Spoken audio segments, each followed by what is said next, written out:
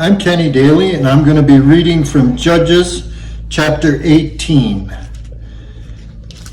In those days there was no king in Israel. Also in those days the tribe of Dan was searching for a territory of their own to live in, since no permanent territory had been assigned to them among the tribes of Israel up to that point.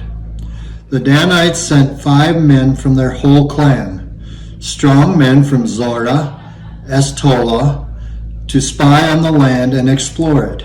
They told them, "Go and explore the land." So they went into the Ephraim highland as far as Micah's house. They spent the night there. When they were in the area of Micah's house, they recognized the accent of the young Levite. They turned in there and said to him, "Who brought you here? What are you doing in these parts? What is there for you here?" "Micah has done a lot for me," he replied to them. "He hired me to be his personal priest." They said to him, "Ask for an answer from God so we can know whether we'll be successful on this trip we've taken." The priest replied to them, "Go in peace. The Lord is watching over you on this trip you've taken." So the 5 men journeyed on until they reached Laish. There they saw that its people were living without worry in the same way as the Sidonians, undisturbed and secure. Nobody held anything back in the land, so no one had to hoard. Yet they lived far away from the Sodomites and had no dealings with anyone else. When the men came back to their relatives at Zorah and Eshtaol, they asked them, "What did you find?" "Come on," they replied, "let's march up against them. Indeed, we've seen the land, and it's very good. Right now you're doing nothing. Don't hold back from going and taking possession of the land. When you arrive, you'll come upon a secure people and a wide open land, because God has given to you a place where nothing on earth is lacking." At this, 600 men from Danite clan at Zorah and Eshtaol set out armed for battle. They marched up and made camp at Kiriath Jearim in Judah.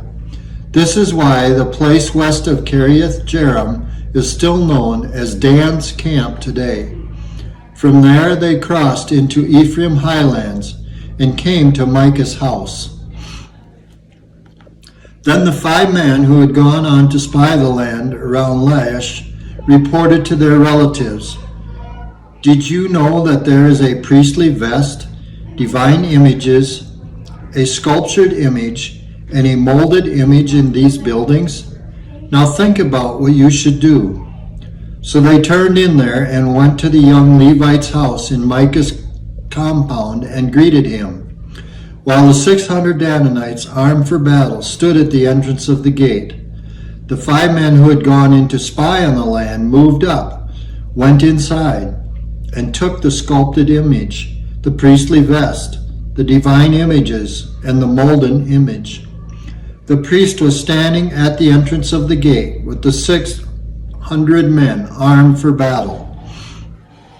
When these 5 entered Micah's sanctuary and took the sculpted image, the priestly vest, the divine images, and the molded image, the priest said to them, "What are you doing?"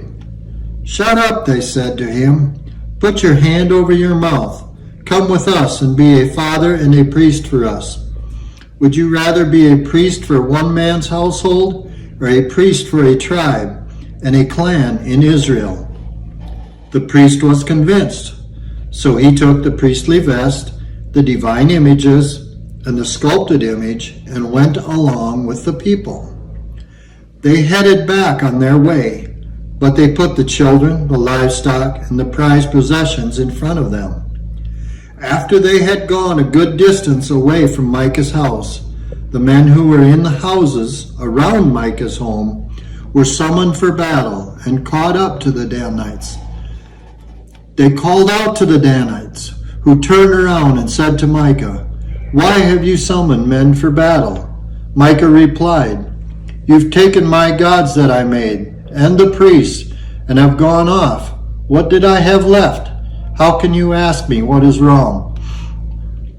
So the Danites said to him, "Don't raise your voice with us, or else hot-headed men will attack you and your household will lose your lives." Then the Danites went on their way. When Micah realized that they were too strong for him, he turned around and went home. The Danites took along the things that Micah had made, as well as the priest who had been with him, and came to Elisha, to a people who were undisturbed and secure. They killed the people and burned down the city. No one was there to rescue them because the city was far away from Sidon and had no dealings with anyone else. It was in the Beth Rehob Valley. They rebuilt the city and settled in it. They renamed the city Dan, after their ancestor Dan, who had been one of Israel's sons. But in fact, the original name of the city was Laish. And the Danites set up the sculpted image for themselves. And Jonathan, son of Gershom, and the grandson of Moses, and his sons became priests for the Danite tribe until the land went into exile. They kept for themselves the sculpted image that Micah had made throughout the whole time that God's sanctuary was in Shiloh. Here ends the reading of chapter 18 from Judges.